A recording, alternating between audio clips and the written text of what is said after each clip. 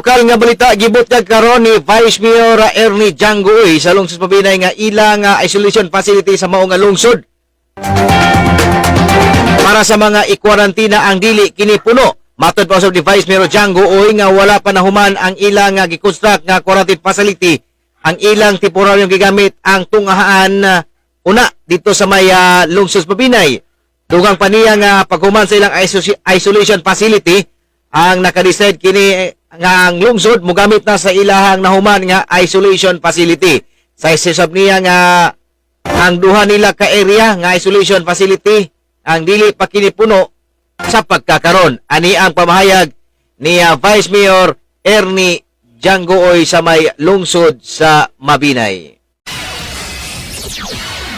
Turong sa lungsod Mabinay, before we used to have 4 isolation facilities, no? One from DepEd, and I mean 2 from DepEd, no?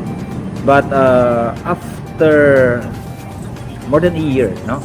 After nahuman namo ang duha ka isolation, we agreed nga amo gigamit na ang sa LGU ng isolation facility, no? Ang atong isolation facility ron diri sa evacuation center dili pa puno, no? Ang ato nga isolation facility diri sa Loyosa Spring dili pa pod puno, no? Kini ang Atraka Balita 943.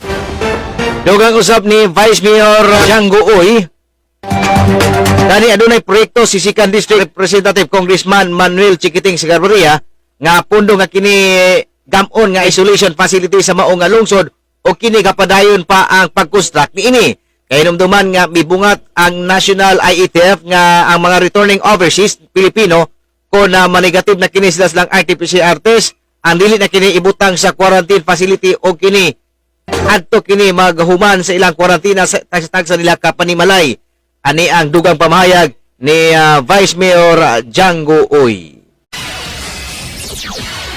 Ang ato nga Congressman Chiquiting Segarbarria, no? Of course naman siya gihatag sa lungsod Mabinay. Ang ato nga isolation facility courtesy ni Congressman Chiquiting Segarbarria, it's ongoing, no?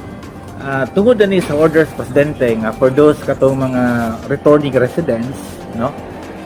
Wala naman nato gisulod og quarantine facility, no?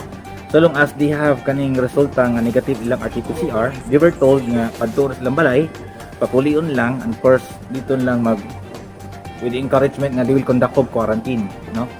So wala na to gadikta og facility. So that actually karon ang kasagarang nasulod, no? Ang katurang mga positive nga cases ng mga tao. Kini ang Atraka Balita 943. Si Vice Mayor Ernie Janggoy sa lungsod sa Mabinay, eksklusibong nahinabi sa Atraka Balita 943 News Team. Ang matag katawhan adunay katungod mahibalo sa nagkadaiyang isyu man nasyonal o lokal. Balita nga importanteng masayran ni Juan de la Cruz. Prinsipyo, katungod og baruganan tintugan. Kini ang Atraka Balita 943. Atraka Balita 943. Programa ngang tumong og tuyo mao ang pagpahibalo sa katawhan. Atraka Balita 943. Serbisyo publikong wala ipinili. Atraka Balita 943. Atraka Balita 943. Sa inyong mga radyo, Lunes hangtod Biyernes, alas 6:30 hangtod alas 8 sa bunta diri lamang sa pinakapatas nga sibiyahan 94.3 City Light FM. Atraka Balita 943.